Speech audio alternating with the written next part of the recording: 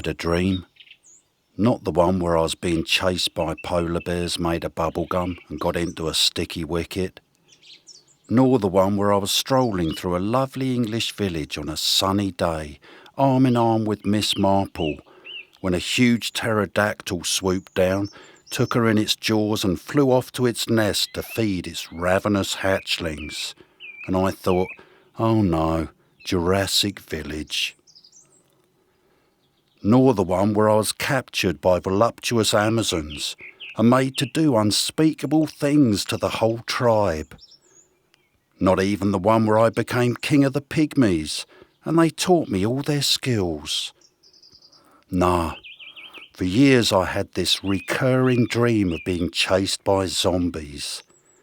Everyone else was butchered in a host of awful ways, but I'll kill zombies long enough to wake up drenched in sweat, my heart pounding and my leg muscles aching. I interpreted it as a subconscious reaction to my fear of deadlines. The only person to ever write down my zombie dreams was my very first therapist. Pages and pages. She said I was manically depressed. Hooray, I replied. And that's how I got my first diagnosis. The potentiality of dreams.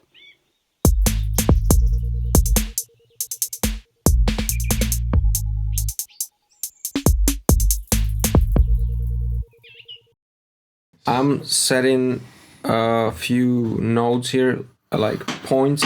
Yeah. Thanks, Joe. Okay. Cheers, mate. Good to go. Thank you. Yeah. Old He's being books. very patient. Joe's super patient. But they all are. Outstriders. Well, they work with me. Outstriders. And Outstriders analysis. yeah. Let's talk about it, because I can ask questions and you can answer. Yes. That's wonderful. That's That what I'm would be saying. so much fun. Yeah, I like because that. there's We're less all pressure. Yeah. That is so good. Like, imagine that then Jannike can have been the first woman on the podcast. I'm going to be the first one who gets to ask all the questions. Exactly. I like that. And Where you're should you gonna not do go? the analysis everywhere. of No. okay, so you ask the questions. Yeah. What am I going to talk about? You're going to talk the way you like, because you bring in What like you're doing. literature, the way you talk about literature, Yeah. and when you make your own understanding of literature. Yeah.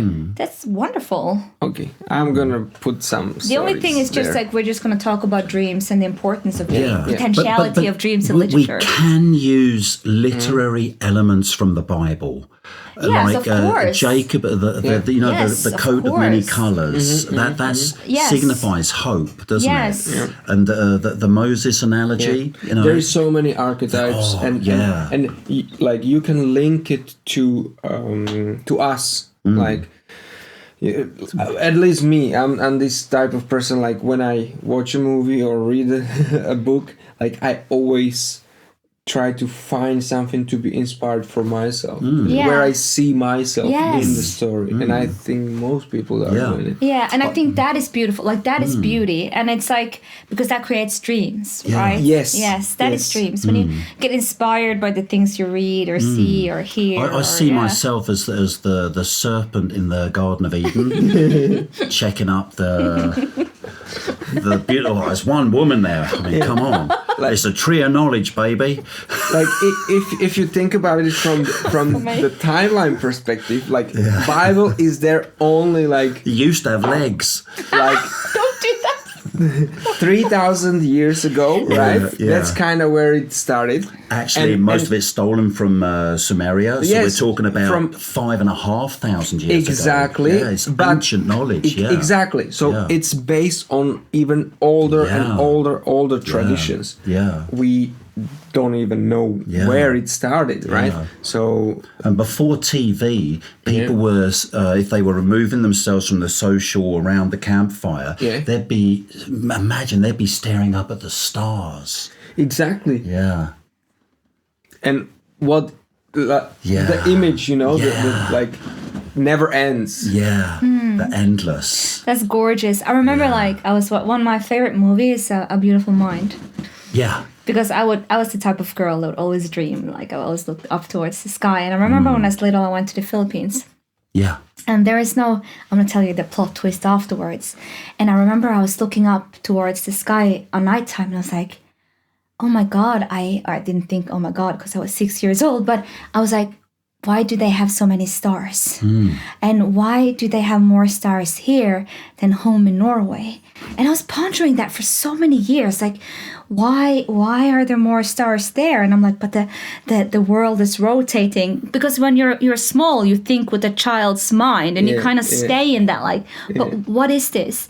And then I realized all of a sudden that it's because of light pollution. Yeah. So what I was looking at was actually the Milky Way. That is what I was looking at. And for years after, I was like thinking about the Milky Way without understanding that I was thinking about the Milky Way. It must have been the Milky Way. Anyways. Yeah, well, we are part of the Milky Way, so yeah.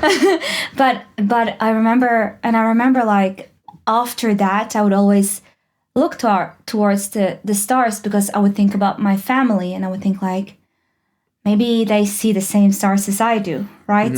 But they see more, but maybe some of them might be correct. And then I remember I was watching A Beautiful Mind and then he's looking at the stars and he creates all of these shapes and images. And I was like, you can make umbrellas out of the stars. And it was just such a beautiful moment to me. So that kind of created like this scenario where I could create all kinds of shapes in the sky and then create dream worlds by making stories between the different shapes.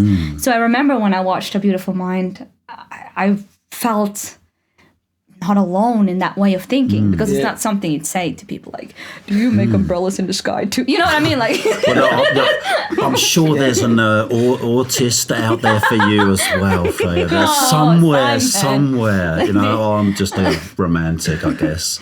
But I'll just do the intro quick. But there are no borders between us, only frontiers to explore. No hinterlands to conquer, oceans are but a distant shore. Outstriders leap from frame, gutting pain from every loss. No trenches dug divide us, only thresholds yet to cross. And with that, welcome to Outstriders podcast. And Sebastian, you okay, mate?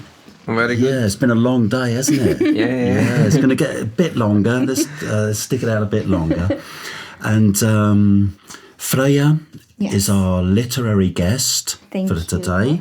And we're here to discuss the potentiality of literature and dreams. That's right. Sebastian's got it written down, so yeah. Yeah, we've been asking him several times already. What was the name of the podcast? Yeah, what was it called again? So nice. What are we here to talk about? And so a quick shout out to the cookery class here at Sagene Kunstsmia, who gave us loads of food just now, proper veggie fare.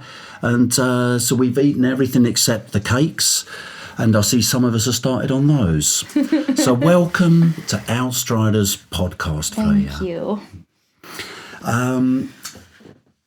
So what oh, wait a minute, you were going to be the one. Yeah, she's yes, turned everything around, I right? have. Yeah, I have. So she's going to be the one asking the questions.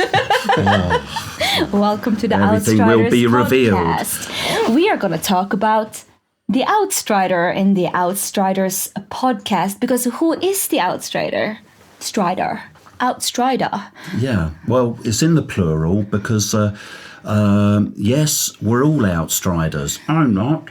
But so basically an outsider is someone on the outside who embraces the outside.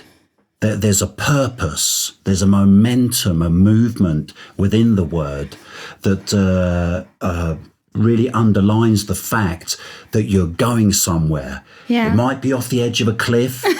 You might not know where you're going.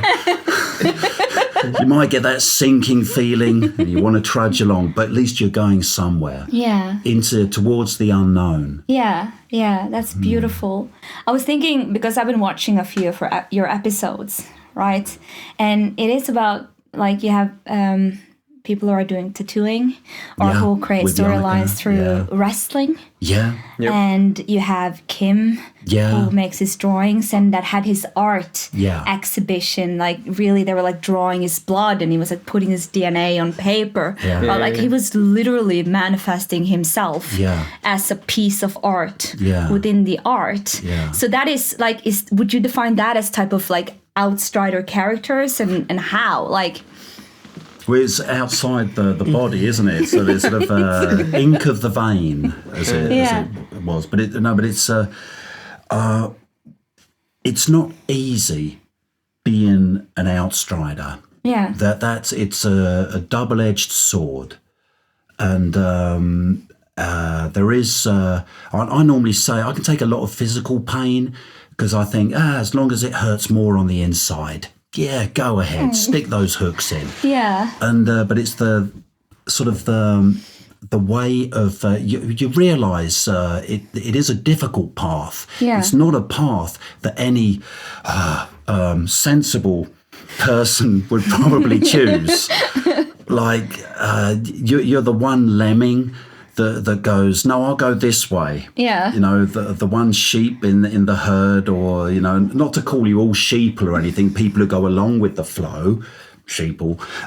But if you choose an alternate path, then there are rarely any charts or maps or navigational equipment to equip yourself with finding your path. So you're really, with your big knife, you're chopping through the jungle and that, it seems a hell of a lot. But at the same time, there's no elitist aspect of Outsider. Yeah. Because we're all doing that in our own way. Yeah. So what would you say? Because like when you're saying like walking out on outside of the borders and maybe you fall off a cliff, and I'm thinking about like the subject dreams. Like what role does the dreams play in the Outsider? Like let's call it a community, because we're all a community of Outsiders.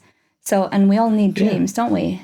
Yeah. Like it's not like a very like I think it's like, would you define that as a very basic, like even like a human need or a human right to be able to have dreams? Like, what do you think about that? I'll let you. It's your turn now. I'm gonna go even to the previous question. Like, people who are willing to go for the uniqueness they see in themselves. Yeah. That's pretty powerful statement to do. In action. Yeah. And I think all the guests we had so far, in some way, they managed to do that. Yeah. And we like to see that more and more. The uniqueness of individual. Yeah. And when the uniqueness is accepted, then we create community, then we connect. But you are connecting directly to the person. You're not connecting to some. There are people who place community above individual, and then there are some people who take charge of the community. So they become these like masterminds behind. They will say this is allowed and this is not allowed, and they create like little copies of themselves, of their perspective. They define the path through dictatorial means. Yes. And it's like rough. it's and I am punk and you are punk, so we are punk. Yeah. And we are fucking punk. So punk as in a philosophy utilizing unique comprehension. Yeah, and you're willing to be the rebel. You're willing to be the only one who steps aside. Yeah. If everybody's sheeple and you keep your own vision. Yeah. Like if somebody is pressuring you to like subjugate to something you don't agree with, or and you see the truth, then you go and fight. Yeah, I hate people who pressure other people to do stuff like podcasts and that when they got so much else to think about. Yeah. So all my precious. but back to your question. Your question was again. No, because I just speak in the spur of a moment. I felt inspired. So it's like, what is dreams? Oh, hope. That is what.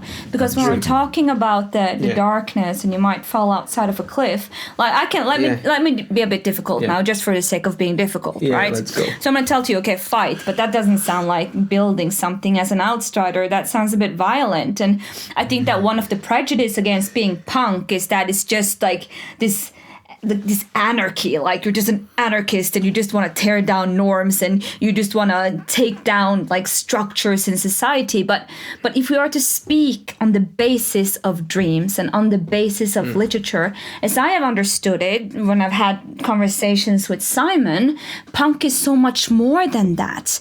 And for me, I perceive dreams as something that can partake in building a community. And I also think that a part of knowing or acknowledging the existence of dreams is that we have such a vast majority of dreams because we are so different. So we need to be able to balance and coexist somehow. Right? How So boring how is, just perpetuating your own ideas totally onto a society. I mean, that's like the dictator's dream, but what a nightmare. I mean, everybody is like mini-me's. Oh my God, if I met one more person that was me, if ever I got any clones, I'd be sick of them after 5 minutes, I can tell you. They'd get on my nerves. So the uniqueness in individuals, it can be challenging. But it causes us to challenge ourselves and our preconceptions of things as well. So what is a punk dream? Like, how would you build a punk dream? A punk heart dream, just to add the heart. Because This is just an aspect. The punk attitude, like the revolution is only for new establishment. So you want to change things that are wrong. Not like you don't. I'm not the type of punk who wants to just sacrifice himself for some stupid ideal, like, oh, let's not use phones, or like, like, let's go and live in the woods. No, the new, you go to but this is the romanticized perspective. Okay, you go to war for the sake of peace. And what it means, like, if you are in an environment which tries to silence you or make you a copy of something you don't resonate with, then you go into, you rebel against that because it's just wrong. Because you have, if I may ask, and then we skip it. If I may not ask, then you tell me you may not ask. You can ask us anything. You're being, you can ask me anything. Okay. You might not answer, but you can still ask us. It's a valid point. Because you've been in a situation where you were being told about a book. This is how it is. This is how you're supposed to behave. And you were like, I have to figure this out. And then you had to make your own opinions, and then you had to build your own way. Exactly. So would you define that as your idea of punk, to actually sit down and learn and read and find a new way of defining yourself, maybe? Absolutely. The thing is, there is so many people who are pretending, and like, it's so easy to, like, the thing is, like, in life, you're from the very young age, like as a child, you come to life which is not fair. You are coming into this life disadvantaged because everyone is bigger, everybody is smarter than you. They have tactics. They train. Even if your mother and father had you when they were 20. They're already like 20 years ahead of you. So you have no chance to compete with them, right? Yeah. But as you grow, and if you do the actual work, you will spot in what ways they are lying, and you can spot it on teachers, you can spot it on other friends, any authority and figure, anybody, first authorities, but also on your peers and like people generally, and like maybe this is my ideal, but living an honest and truthful life. Like, I read the Bible, I read it. Like, I was the first one who read it in my family, and they've been all polished Christians. They knew how it was, and they never read the book. Yeah. And I naturally challenged them even before I read the book, because I saw the hypocrisy on the priests, on like my family members, and I challenged them because like it didn't make sense to me. So then when I actually read the book, I have really high opinion on the like Bible, or the 66 books, which is the Bible corpus composed of. And there is so much wisdom, so much good examples, like what situations you might get in your life. So to connect it to Outsider, for me, it's I think everybody will make his own definition of an outsider. For me, it's self-expression. It's explorer. Like I love to go where nobody was before me. Yeah. And I was always challenging like everybody and all the social norms. Like, and I was asking questions. And shout out to my father. Like, he told me always like who is asking no questions, he knows nothing. So, or a person who never tries anything, never destroys, or never does any mistake. So you have to choose: either you make mistakes and you learn and you actually live, or you never do nothing.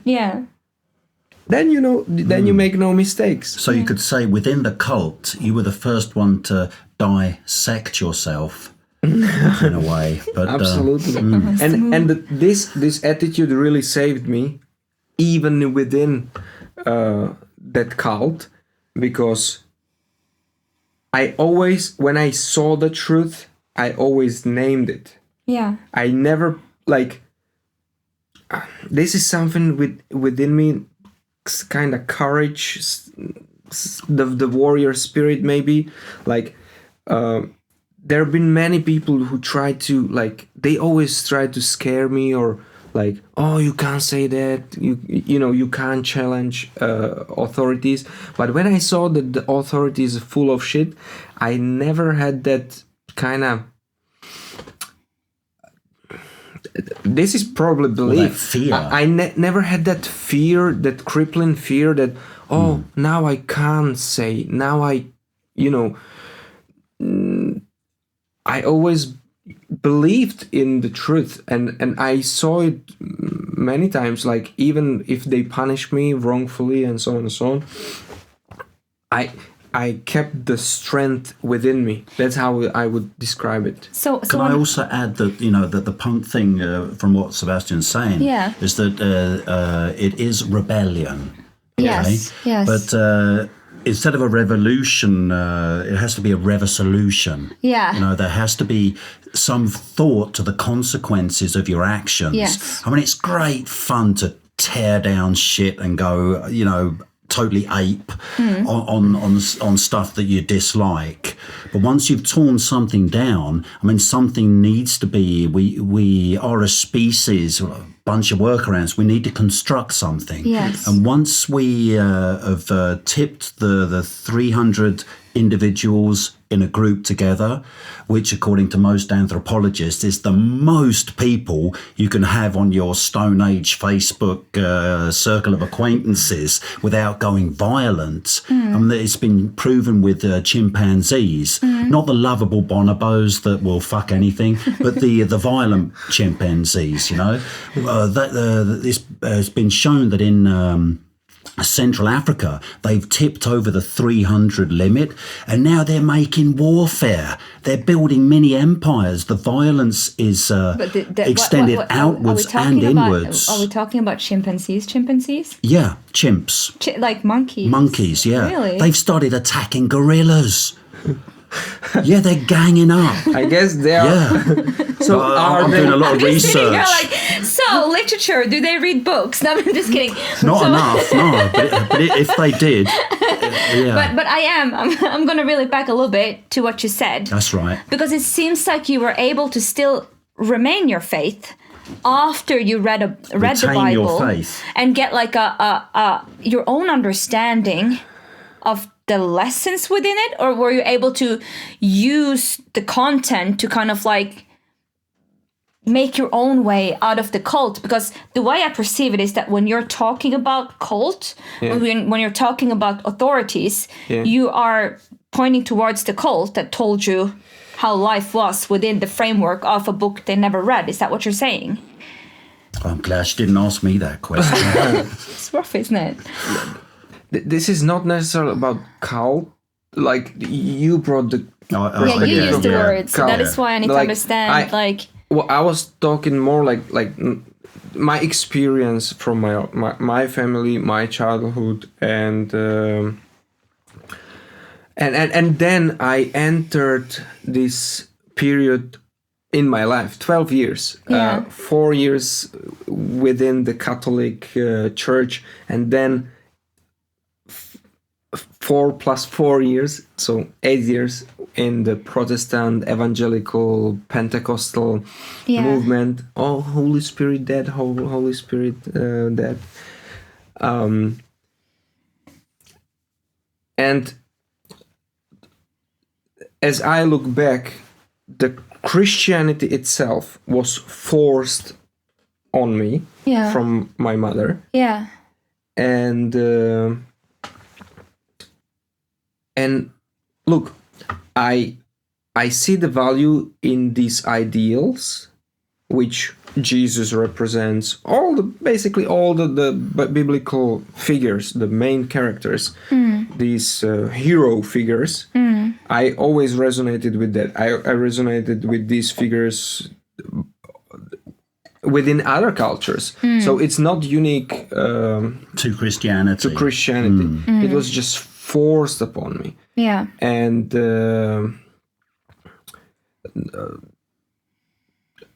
my, like, if you said faith, from childhood I believed in justice. I believed in the truth, and I believed in like honor, or like honor. The goodness of honor, and that was my base, but it has nothing to do with religious type of belief. It was just I see that this is good way to live. I live in peace with myself. I'm proud of myself, how I handle stuff. And now I see Bible in the context of history. It's a historical book, and most of it's stolen from the Sumerians. Yes, there is succession of ideas in human culture and society. So it's a reflection of these times.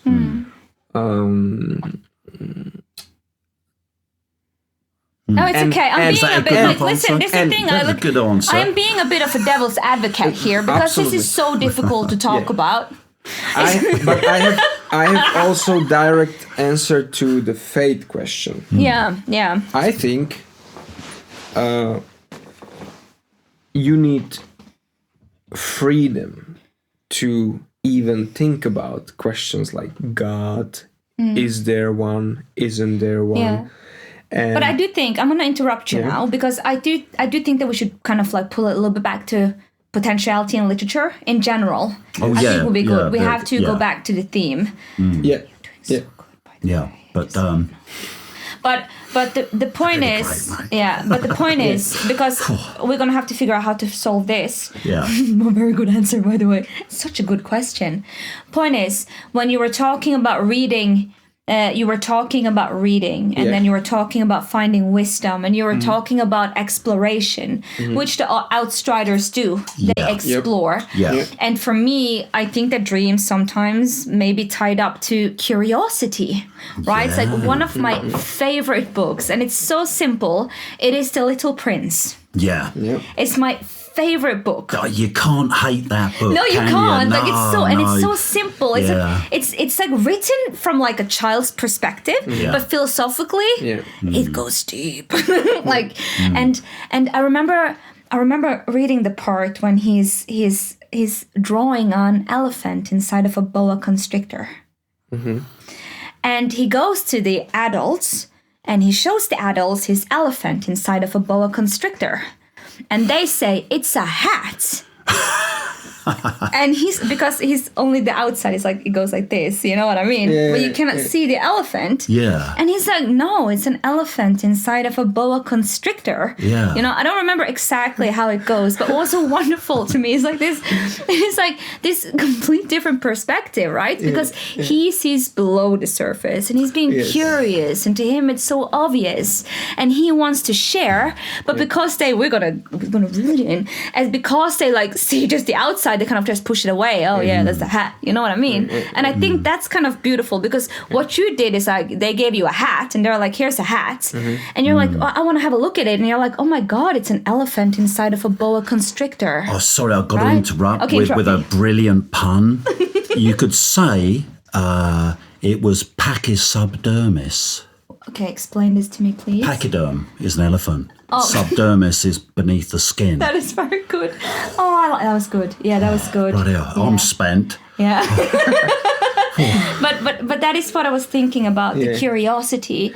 Or when you were talking about, like, imagine sitting around a bonfire and they were looking up towards the stars. Yeah. It was no ceiling, it was no boundaries. It was literally the potentiality of dreams, because you are looking at a possible infinity, like vast infinity or infinities. Like, make it make sense, but help me here, people. And this You know is what when I mean? this is when they only had Tetris on computer games. Oh, it was like that. way back. Yeah, I missed that. yeah. But the point is, you look towards something infinite. The infinite, yeah.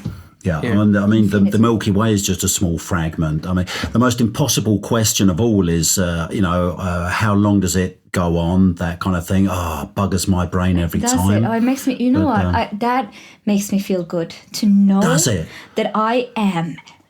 Oh, just a Thing. tiny, Tiny fragment, like this, I'm Tiny this dot, like particle. sitting here screaming with my laughter, like, I'm an insignificant a dot. flake of a molecule of an atom. Yeah. But in the point, Quark. I've never been called a quark before. Oh, It's so adorable. You're a quirky quark if ever I've met one. So yeah. Thank you. The point is when I see that, like, sometimes, you know, the world can seem so big and you can seem so small, right? And where am I going to start with this? A part of it is actually when I do see images where the earth gets smaller and smaller and just go, I'm like, oh, it doesn't matter. Like, I am nothing. Oh, thank God. That's comfortable to think. It makes me feel good to know that I am so insignificant. So you have like the biggest thing, but there's also the smallest thing. So what was it you called the smallest number again? No, I don't know. The if it's called, infinitesimal? I don't know if it's the smallest number, but it's something called like an infinitesimal. An infinitesimal. Yes, and it's a value that is so small. That could be misunderstood in Norwegian. Oh no, don't ruin it for me. It's like my favorite word. I love it so much. It's a great word. Every time I read it, I go like, oh, this is beautiful. It's And now I my have these deviant images. mind. It's okay. Yeah. And you're just call it a hat. I don't care. It's an elephant inside of a boa constrictor. It's a toupee. But the point point is, Simon. Yeah. The point is, and that is what books can be, Yeah. right? And books offers a new world. So every time you go into a library, you can look around yourself. If you perceive the library as the universe, I might be stealing this from an author, and I can't even pronounce his name. So his name is, which is just We're all stealing terrible. stuff. Yeah, but it's like, oh, how am I going to do this? Because I've gotten some people who speak Spanish to try to teach me to pronounce the name, and they make these really polite faces. Yeah. The face that says, "Oh, you're butchering my." Yeah. And I'm like trying. I'm standing there smiling. We might have to cut this out. Actually, this is The English terrible. have made We can edit it. Yeah. We should, but this is, We can but there is all out in the edit. Yes, sorry, Yeah, sorry, yeah. but it is by Jorge Borges. Yeah. Yeah, help me, butcher it with me. Georgie Borges. Georgie Borges. Okay, we have to fix this. Okay, but that we have to I'm fix. English, Oh, look at me, I I'm don't getting care. all like a little hot and bothered. Good old Georgie. But the Yeah, point I've read is, some of his stuff. The point is, he speaks about the infinite library Yeah. that is created like a Well, that's hexagon. that's the Akashic library within Buddhism and esoterica. You They know call what? it the We're gonna Akashic skip library. up the Jorge's slaughter. Georgie. Yes, and then we're gonna talk about the infinity and the infinite possible whatever, and then Worlds. you're gonna skip in, You're and, the boss. and then you're gonna skip in and go like, it is. Oh, right, yeah. With to mansplain it all of a sudden. So. Put it into a library. I don't care about Yeah. that. I'm safe in my own film. I'm comfortable in my Well, own you're film. the yeah. I mean, you've taken charge now, so yeah, yeah. But tell me about the Akashic Library, or Well, tell me the about Akashic the books. Library, it's the infinite knowledge. Yes. It's the everything of everything in one place, kind of one ethereal place that isn't really a place because it's kind of everywhere. Yeah. I mean, I've borrowed so much from there. They banned me. My library cards don't work anymore. But at the same time, it means that when you're doing something artistic, when you're in the zone, then you just pluck from the Akashic Library and it just comes to you. So can it be perceived like as a bottle of dreams? Like literally? Is it like a dream container? Or like, where is it? Yeah, but it's like you're in the bottle. So you're in the middle of the Akashic Yeah, it's Library? everywhere. It's not a bottle. It's not a container as such. Yeah. It's the sum of everything. Yeah. Okay? So if some brilliant poet in another part of the universe... there was just a microbe. Yeah. You know, imagine the Edgar Allan Poe of plutonian microbes, right? Yeah. Wrote this brilliant Gothic story, invented Goth literature. Yeah. I mean, you can just draw it down into your own stuff, and it becomes kind of yours if you copyright it, or it's just reinterpreted artistically into something else, so that we're all standing on the shoulders of giants. Yeah. You know, so it's modern warfare. So the fact is that all information has to be free. That's why anybody can steal Outstriders. I mean, people already have. Yeah. Bloody hell, it's my neologism, but still, there's an Outstrider AS, some company from LA, or Las Vegas, and they do prints and stuff, metal stuff, and that, you know. So they took it. They took it. Kind of smart though, but horrible. I just hope, as long as it gets into the Urban Dictionary, you know. Bloody, I'm super happy. That's enough for me. But okay, cool. So let's say that we're all standing on the shoulder of giants. Yeah. Right? So basically, we rewrite our stories based on the inspiration that we got from other people. Make it make sense. Not just from other people, but from everything our sensory perceptions of our personal experience of living. There's so many things like staring up at the sky, seeing the stars. That inspired, the first. I self-identify as Neanderthal, as you know. So fuck you, Homo sapiens. We invented glue. So people, when they were staring up at the stars, it inspired them to make those little dot stuff and that in the cave walls. And of course our art was crap. It was the lower Pleistocene ice age and the pigments froze. But at the same time, it inspired creativity and longing, and it evolved us. So being creativity able to is like the observe. essence of dreams. But to be able to be creative, you have to be curious. Yeah. And that is what makes you able to venture out.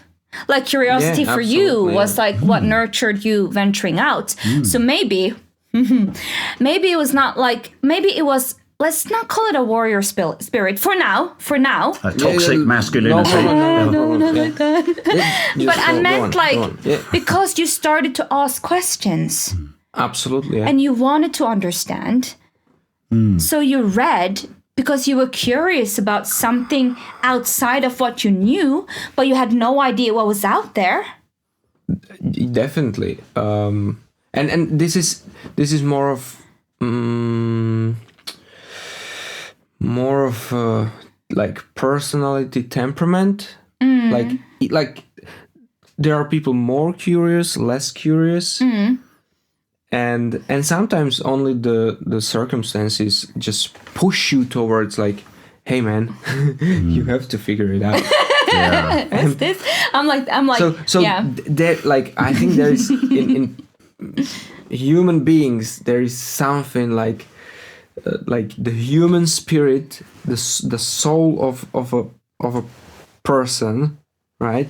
Like I think that's the most powerful thing in the world. Let's put it this way: in the world, like if you think about it, like the inner motivation, what gives you drive, like why we are doing what we're doing, why do we have the need and desire to live, right? Like why we call depression a bad thing, right? Depressed, deep rest is what you need. Exactly. Yeah. And why do we want to why do we need to rest? So we can go on and grind again and strive forward to something. Yeah. I've been asked a few times, have you tried meditation? And I simply reply, I medicate every day. Oh no. In some kind of way. But it's a kind of a catharsis as well. Creativity is a catharsis to be able to deal with the harsh realities. Because that's what you did. I remember when existence, I got to know you. Just stop me if it's so wrong. Because I feel like Simon is like one of the so like really like I got to know you as Simon, right? I didn't know that you were a part of Bastard Son of Buddha. And I didn't know that he was a man with barbed wires on stage and he would break glass on his head, right? So that is like someone knows the stage persona, the art, Bastard Son of Buddha. People treat me different. And for me, he was like this really nice guy. And I'm like, we're going to make a poetry stage. What if we call it something radical like Skrik? The irony I didn't know about the Bastard Son of Buddha. I thought that was pretty big, you know? And he was like, yeah, that's cool. And we were sharing about language and creating. Scream. But it's based on, the... Oh, yeah. The Van Gogh? Yeah. No, not Van Gogh. The Norwegian one, Munch. Okay. Yeah, the Monkey King. Yeah. Yeah, you will. Yeah. Yeah, the Scream. Okay. Yeah. So we call it the Scream. Yeah, because I did a bit of screaming back in the day. But that is the thing. Like, I got to know him through poetry and speaking about poetry. You got to know my sensitive side. Yeah, that's what I didn't want to say because I was like, oh, is this wrong to say? Should I call him sensitive on camera? But I really got to know because you are a poet yourself. You are a poet. The book, the Outsider, is a character in a book that you are currently writing. Yeah. You are a writer, and we were talking about the like because how I understand it is when you are performing in Bastard Son of Buddha, that is an act to show one side, but it doesn't necessarily mean that it portrays who you are as a person. It's a condition. Yeah. You put yourself. I can't remember fuck all from any of the gigs. Yeah. Because I get into a state, work myself up, and then it's all the endorphins, all the pain elements, and no physical pain, fine, as long as it hurts less on the inside, more on the inside. So that you don't remember anything until like the day after, when you're picking bits of glass out of yourself and stuff, and bleeding everywhere. But the point is, it's like the shamanic tradition, getting into the trance state. Yeah. I call it mindfulness. Yeah. So I try and practice mindfulness as much as I can, because that is the ultimate state where you turn off your cognitive apparatus, and you just But are you like trying to like? Oh, this is gonna sound so silly when I say it. Oh, that's a very bad phrasing. Let me find a better phrasing. Okay, time out. No, it's okay. You can have this on. You can have this on camera. Yeah, okay. Look at me, a woman. Yeah, it's not easy asking all the questions, is it? Yeah, asking all the questions. Yeah, I mean, it's not easy. I'm just gonna go back to the kid. I mean, come on. Yeah, you got to think of them first. Okay. Yeah.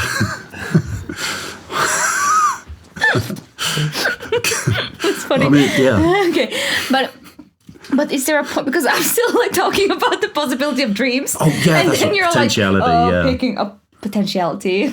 Thank you for mansplaining. I'm just kidding. No, but potentiality of dream. We're talking about infinity. We're talking about all the different sides of the human condition, the human nature, how we are inspired by each other. How can people be inspired by a character that has to wake up on the day after and pick out like shards of glass? Like what was your? Did you have an idea of like I wanted to do what I wanted to see myself, and if I saw some idiot smashing loads of shit on his head, just wrapping himself in barbed wire, sticking stuff through himself, I'd be laughing my fucking head off. So that would be brilliant. Yeah. I mean, it's like I'm not a Christian, because if I was a Christian, I'd be a martyr within 5 seconds. Yeah. It's like, lead me to the arena, show me the lions, an audience, there's a crowd. I'd be a great This is a martyr. thing when you go beyond, when you cross the boundary of what is known. And also I see in this like the performance element, like. Because that's what I'm wondering about the element of performance. If we are to really look at this, because it is like, now I'm gonna be like, I'm just gonna ask like the questions, and it doesn't mean that I'm just gonna ask questions. Like when you see something like that, it does create like oh my god, like it creates a distance.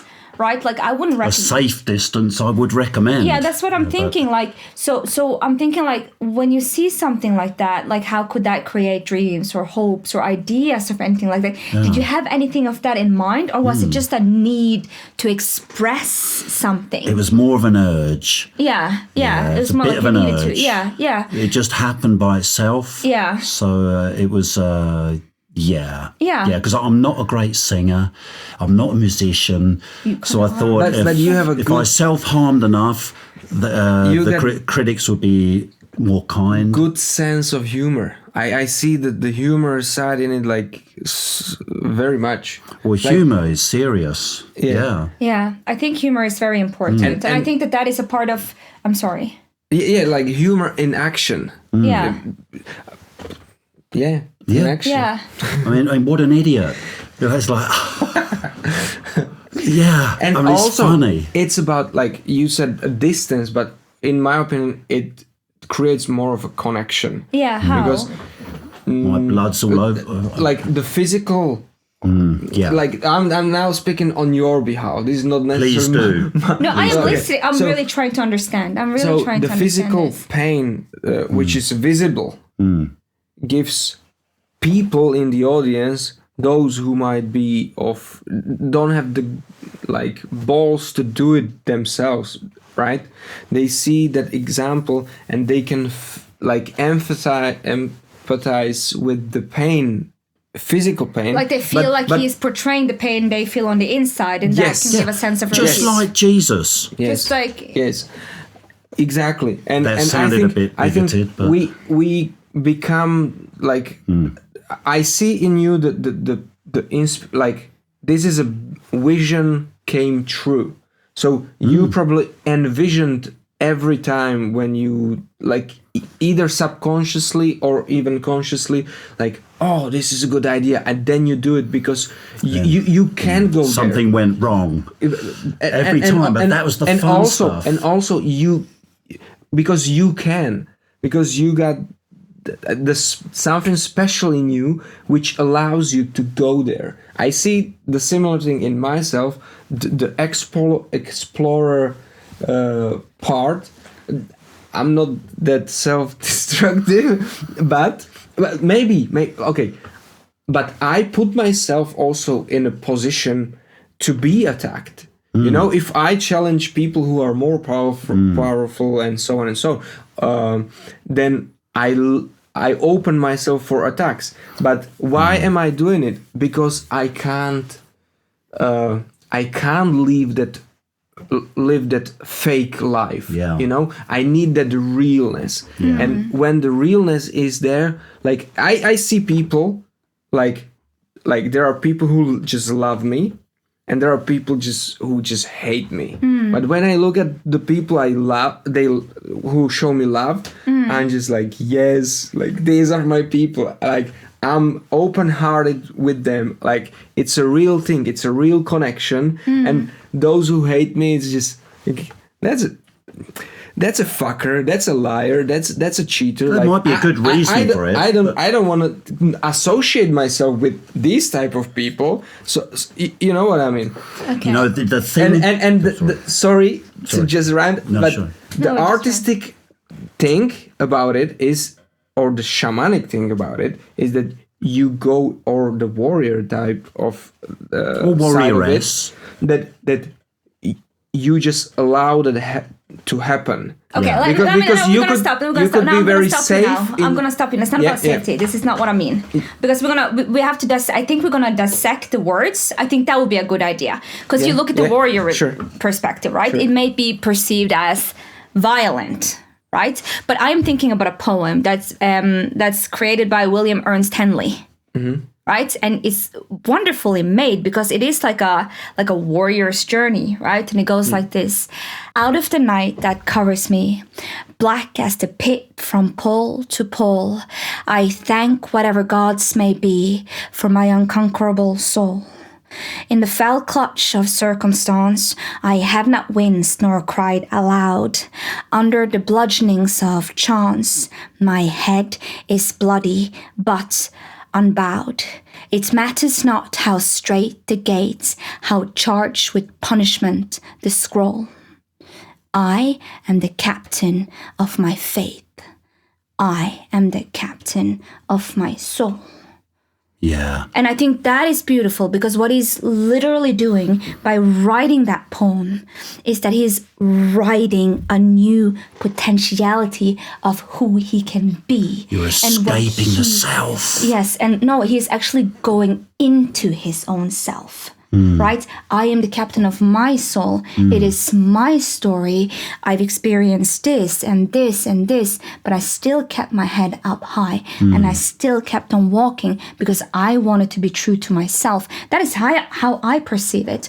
So when I hear the word warrior, I do not necessarily think about violence, or when I hear the word punk, I don't necessarily think about like going against a system. Anarchy, ruination, but really just going within yourself and investigating yourself, who you are, what your dreams were. Maybe you became an adult and then you forgot what you dreamt about as a child. All of a sudden, a boa constrictor is a hat, right? And you have to go back to that place where it's like, what happened to that person inside of me who saw an elephant inside of a boa constrictor and wanted to show what I made to other people, wanted to invite people into my world and my reality. That is more what I am thinking about when I'm thinking about being an outsider and maybe having thoughts that might be a little bit different, or being able to create art and then share it, like Jannike, who has made her own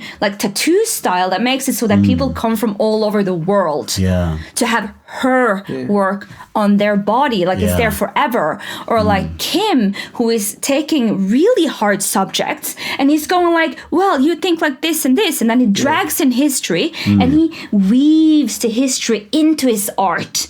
So he's able to literally make an imagery out of literature, and then he drags it into 2025 or 2024. That is what I mean when I'm talking about being an outsider or trying to think differently by taking elements from different parts of society and creating something new that can include other people that might feel left outside. So that is what I am thinking about. No one's left behind in this thing, you know. Exactly. It's not about tribalism, but isn't this great? You nailed it, she does the questions and the answers. This is the easiest podcast we've ever done. Sorry. You've got to come back. Blimey. I know, it's a great one though. A great one. Yeah, I'm blushing. One quality in all of it is courage. You need to be courageous to do it. But do you need to be courageous first, or does curiosity manifest before being courageous? And the third C, compassion. If you're doing it for something outside of yourself, or if you're doing it for others, then there's a great worthiness in sacrificing certain elements of yourself or whatever, but doing stuff for others.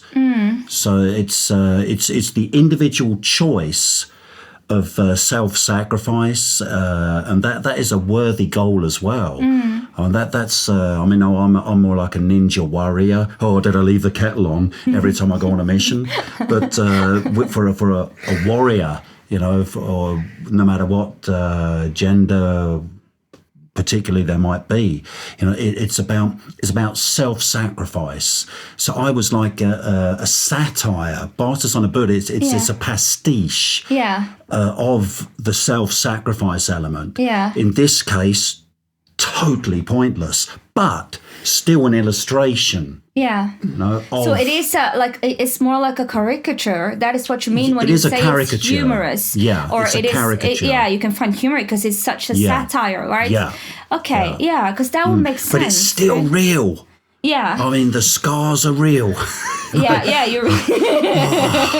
really used yourself on that one, but body is my canvas. But at the same time, there's a lot of people that do that kind of thing. You know, there's all the ascetic elements. So if this was a kind of a satire on the ascetic need to find something deeper through the Gnostic vision of negating the flesh, it's transcending the flesh. And I guess to become spirit or a bit of a spotty Holy Ghost or whatever, it's getting into the ethereal, getting into another state of consciousness. And I'm bloody lazy, like I said, when it comes to doing the discipline stuff. So if I'm going to get there, it's going to be by fluke, by chance, by jumping off the right cliff, you know, landing on an eagle that's going to take beyond the peaks. Oh, the luckiest lemming alive. Oh, you bastards. I can see you all down there. You look like ants. But that's what I mean. Like, I think that sometimes, you know, I've been thinking a lot about the concept of humor. I think humor is very important because it does show a lot of layers to have a lot of humor. Right, to be able to laugh at something like you laugh at yourself, not self-deprecating in the sense that, oh, I'm nothing, but because you've kind of... Stealth contempt, it's more subtle. But humour comes from pain. It's a reaction to pain. When you're like transcending the way you're doing and you're going out of your body, like you're literally pushed yourself to a point where you're like, look at this, I'm mutilating myself. Like, how ridiculous is that? It's I'm not dangerous. No. I am to myself. But but to yourself, you're like, I'm not dangerous. No. This is not dangerous. No, this is not tragic. threatening. It's horrible. It's pain. Like, it's not comedy entertainment. and tragedy, that is the clown. Yeah. I mean, he's got a happy face, but he's got these huge fucking feet, and he trips over himself, and everybody laughs at him, you know? Yeah. So that's, it's my dream. Oh, no. Yeah. Potentiality of literature and dream. Oh, God damn it, Simon. But I do know, but okay, let's push this a little bit farther, right? Because after a while you said to me, like, I don't want to be seen as that anymore. Like, how can I break free from this character? I'm done with this character. I've done what I was supposed to do. Basically. Did I say that? Yeah, but maybe I'm projecting a little bit, actually. So you might cut that out, actually. No, we're keeping it in. No, we're not doing that. No. That was a legitimate question. That was a question. Justice. You want to answer that, mate? Wait. No. How can you be perceived as, maybe, let me try to find because I don't want to twist your story. Because I remember, like, I get you. Yeah, because people treat you, because with the bastard stuff and that, you know, they treat you differently. Yes. Like, the first you're such a good actor that they just believe the projection. I think it's real. Yeah, they think it's real, and like they think that you're this. Yeah, just because the tears are real. Can we, like, what I was wondering, let's just jump this theme, just skip it away, okay? Yeah. But because I really like the boa constrictor one, I really like the satire is good because that is a genre, tragedy and comedy is a genre. We need to be really quick because the batteries are just running out. Are you fucking kidding me? No, because we're getting into the zone now. What the hell is this shit? We're doing so good. Yeah. Look at us. We had to delete half the batteries, that's why. Literature. I'll take the consequences. Literature. We're going to talk about literature really quick. Let's do this. We can definitely, you know, you can come. Part one. Yes, next time. The Outsider is based on Gilgamesh, isn't it? Or is it based on Assyrian writing? What is it based on? Because I remember, listen, I just had literature from classic time and antique. Yeah, I did a bit. Yeah, I've got to remember what I said now. Yes, and then because Simon, he talks and he knows a lot about books. He reads so much books, and he's just like, it's because of this and it's because of Dionysus, you know, and with the Bacchantus. And I was like, yes, Simon, yes, Bacchantus, yeah, Dionysus, something about wine, because this was before I had the subject, right? And I was trying to understand, and you're like, and then you're an outsider and you go out, and then it's like, I want you to model for my book, and I'm like, I will do that, and you're gonna be like, you're gonna be a Bacchante, and I'm like, I'll be a Bacchante, and then I got to know what it was. I got to learn about Gilgamesh, and I was like, oh my god, it's actually based on mythology. The Outsider is based on mythology. Why can't we just go into that? Because I will tell you one thing, my favorite story is the story of Gilgamesh. And it's such a strange book to read because I was crying when I read it.